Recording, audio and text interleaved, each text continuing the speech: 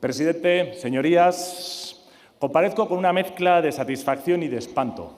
La satisfacción radica en que este es el último engendro presupuestario que el Gobierno de coalición socialista y comunista nos va a traer a esta Cámara porque perderán las próximas elecciones.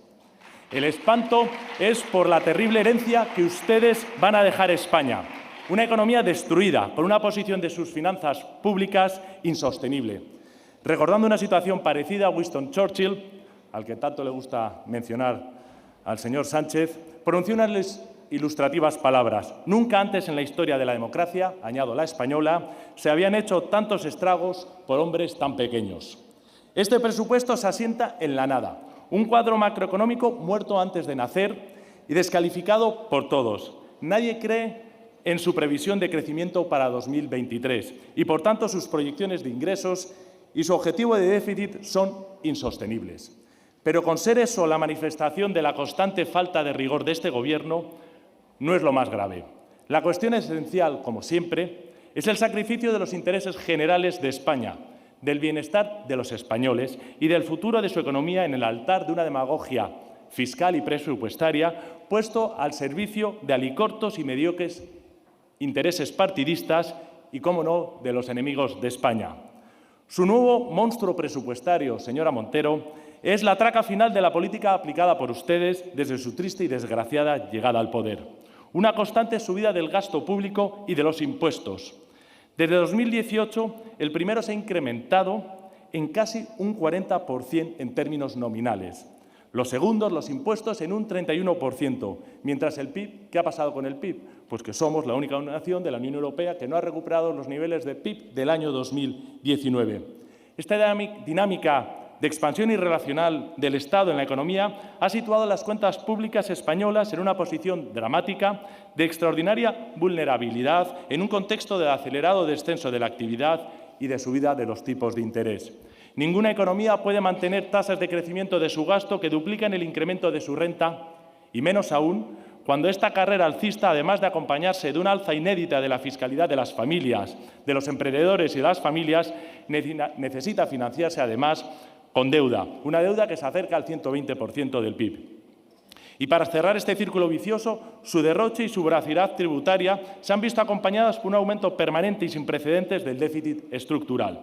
En ningún momento se han molestado en plantear un plan de estabilización a medio plazo y, a pesar de los ingresos extraordinarios logrados en el 2021, con la ayuda del impuesto inflacionario, nos van a cerrar 2022 con un déficit del entorno del 5% del PIB. ¿Qué decir de unos presupuestos que asumen 583.000 millones de euros de gasto, servicio de la deuda incluida, cifra récord en los anales patrios que incrementan de nuevo el gasto estructural y ponen en entredicho la solvencia y la sostenibilidad financiera del Estado español? ¿Qué decir de las nuevas figuras impositivas que, con las realizadas hasta la fecha, constituyen la mayor subida de impuestos realizada por un Gobierno español en una legislatura desde la instauración de la democracia y con una economía al borde de una recesión técnica? Ya han superado, señorías, al Partido Popular. ¿Qué decir del aumento de las cotizaciones sociales en un escenario de crisis, debilitamiento del mercado de trabajo, que ni siquiera sirve para evitar que la seguridad social arroje un déficit? En realidad, señorías, solo cabe decir una cosa: váyanse, váyanse ustedes. Cuanto antes, porque solo a partir de ese momento será posible tener alguna esperanza en el futuro. Qué lamentable ejemplo el dado por algunos miembros del Gobierno. No la incluyo a usted, señora ministra, que usted estudió medicina.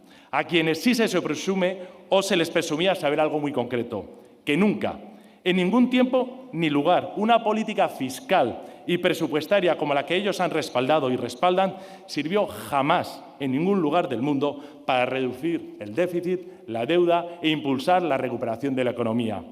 ¿Cómo se ha prestado a esto? Y ya excluyo a la señora Calviño, el señor Escrivá, por ejemplo.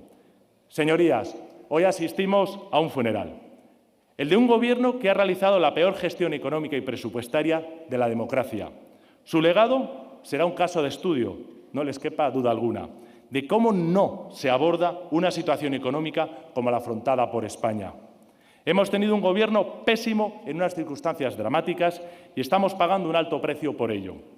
Confío y deseo que los españoles que son las víctimas de su actuación les devuelvan al lugar que les corresponde, la irrelevancia política en la oposición. A ver si una larga estancia en el purgatorio del Partido Socialista les ayuda a recuperar la responsabilidad y la cordura, porque el que sí está siguiendo su agenda es el Partido Comunista. Muchas gracias. Gracias.